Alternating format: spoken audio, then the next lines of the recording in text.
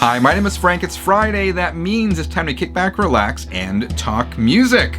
Jam-packed episode of Friday Night Vinyl for you today. We're talking Black Sabbath. We're opening the mail. I am giving away a record reamer. Stick around for that, but let's kick things off with Record of the Week. This week's Record of the Week is the Police Synchronicity. Now, full confession, as a metalhead kid growing up in the 80s, I never gave the Police a chance. I regretfully dismissed them as a forgettable pop band. And how wrong was I? In my 20s, I finally came around to the brilliance that is the Police. I mean, between the musicianship and the songwriting, these guys had it all. And perhaps my favorite Police album was Synchronicity. That said, there are some secrets to this record that you may not be aware of. First of all, the first pressing of this record was pressed on something called Quiex vinyl. And I believe that's how you pronounce it.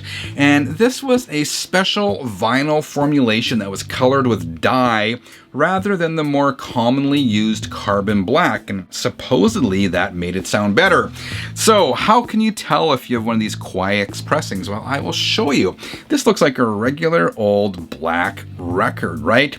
Take your copy of the Police Synchronicity and hold it up to the light. And if you have one of these original pressings, you will see the record is not actually black, but it's a purple translucent vinyl. The other thing of this record, and that is the original pressings were mastered by Bob Ludwig. And if you look in the dead wax, you see his RL signature and the master disc stamper.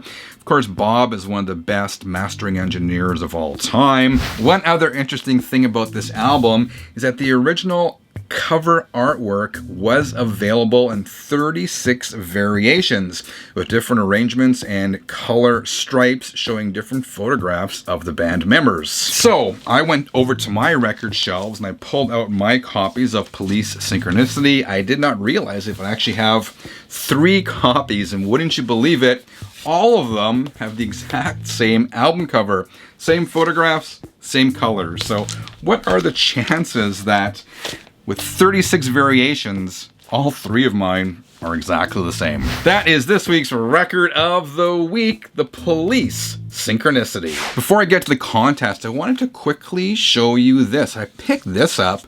This is the 2009 deluxe reissue of Black Sabbath's Paranoid on compact disc, obviously. And the reason I'm showing you this is because the super deluxe version that came out last year in 2021 had the quadraphonic mix of this album, but mixed down to stereo. And I know a lot of people really want to hear that original quadraphonic mix. Well, this one comes close. This is a 3-disc set. It's actually done really nicely. But the second disc, disc 2, is the 1974 quadraphonic mix in 5.1. This is actually a DVD. So how do you listen to this 5.1 quadraphonic mix, you ask? It's a DVD, so if you have a surround sound home stereo system, you can pop that in and hear Black Sabbath Paranoid in all its surround sound glory. Again, quadraphonic, but it's actually in 5.1. But it actually sounds really cool, and it's kind of interesting hearing the album just sort of in that immersive experience. And these are not particularly expensive. So if you have the technology to listen to surround sound DVDs, you're interested in hearing this one, I recommend you pick up the 2009 reissue of Black Sabbath's Paranoid. All right, let's give away this record reamer. And you may be wondering what the heck a record reamer is. I'll show you in a second, but first of all, a shout out to my pal and viewer, Jacob, who is with the YouTube channel Rockley Records. He sent me 2 of these last summer, and I've been looking for the opportune time to give one away, and that's now. So these are manufactured in Canada, in Quebec, by a company called Stable 33 0.33. And I'll show you how they work. I'll use the police record here. We often find nowadays, or not often, but it occurs too often, even once is too much, where the center spindle hole on the record is just a little too small, and it's really tight getting on the center spindle of your record. Well, this little device, this little product, cures that. So this police record is fine, but I'll just show you how it works. It's got this little blade on there. You stick it in, and you just give it a turn. And then you flip it over to the other side, and you do the exact same thing again. And this is manufactured, so it's the exact size of the standard turntable spindle, so it fixes it. Anyway, I think it's a really cool product. It's something I was going to say everyone should have. I can't say that, but something I find very valuable. So I want to give one of these away. So to enter this, what you have to do is leave a comment below this video and leave the word record, or the words record reamer, somewhere in your comment. The contest closes on February 25th. I'm going to randomly draw one winner, and I will post that winner's name in a video on Friday, March the 4th. The winner will have a handful of days to get back to me. I'll say in that. The winner will have a week to get back to me. We'll say that. And if the winner doesn't get back to me in a week, I will redraw. So it's super easy to enter. Just leave the words record reamer in your comment below, and you're automatically entered. Good luck, everyone. All right, let's open the mail. I got this in the P.O. box from Jim Kaplan in Burbank, California. And Jim wrote, "Hi Frank, I really dig your channel. Thanks very much, man. Please accept this free subscription to Record Collector News. I've been publishing Record Collector News for about 14 years now. I print about 15,000 copies and distribute them at pretty much every record store on the West Coast and a few dozen more around the US. My father is from Winnipeg, my hometown, and he says it was a great place to be from." Awesome. Thank you, Jim. So check this out. He sent me 2 copies of Record Collector, and it's sort of printed on this like newspaper print.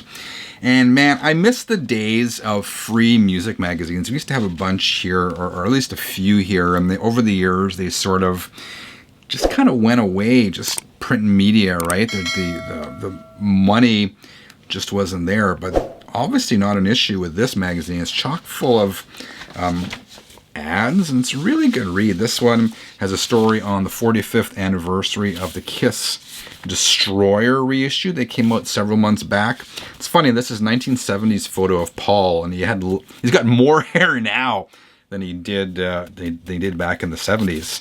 It's a mystery. I wonder how that happened. Anyway, I dug that, and here is the second issue of Record Collector magazine. So thank you very much, Jim, for sending these over. And if you guys ever happen to see these free magazines in your local record store, I highly recommend you check them out. Next up, I got this package from David. It was a couple of cassettes, which I've already opened and previewed prior to doing this video. But let's check this out. This is the note that David sent. "Hey Frank, hope you and your family are doing well. Here's a small token of thanks for the video content you create." Again, David, no need to send anything. I enjoy doing these videos, and I'm glad that you dig them. He said, "Enclosed are a couple of cassettes from an up-and-coming doom metal band out of Austin, Texas called Witchcrier. The lyric sheets should not require a jeweler's loupe to read." That's the problem with a lot of cassettes and CDs, right? Particularly as I grow older, man, these things get harder to read. I also enclose a few stickers from the local record stores in Austin that I frequent. Wishing you the best in 22, David. So here are those cassettes. Here's the first one he was talking about, Cry Witch. And here's the second one. So I've listened to both of these.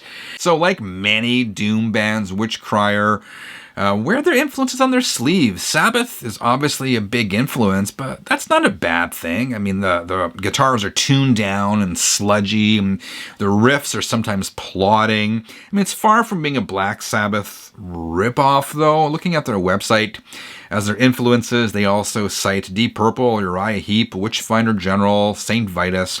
You get the general vibe. Other cool thing about these guys is that they are female fronted, and I find that their sound is similar similar to that of the band Lucifer. Again, not a bad thing, and they're not clones of Lucifer, but it's got that same kind of vibe going on. Both of these albums are very good. This is the first one, Cry Witch, their debut from 2018. The title track is probably my favorite. It's got that really great Tomi Iommi-like riff. There is also a Black Sabbath cover on here, but an interesting one. They actually covered the instrumental Embryo. And their second album, When the Gods Come For You, this one may be a little heavier, maybe a little more diverse in style. Some tracks are more straight ahead metal, traditional metal. The track Hellmouth, for example, I thought had almost a Judas Priest, Iron Maiden type vibe going on. What else can I tell you? These are cassettes. They're a limited edition of 100 each. And being type 1 cassettes, there's sort of a lo-fi sound quality to these, which is appropriate, which kind of suits the whole Doom vibe.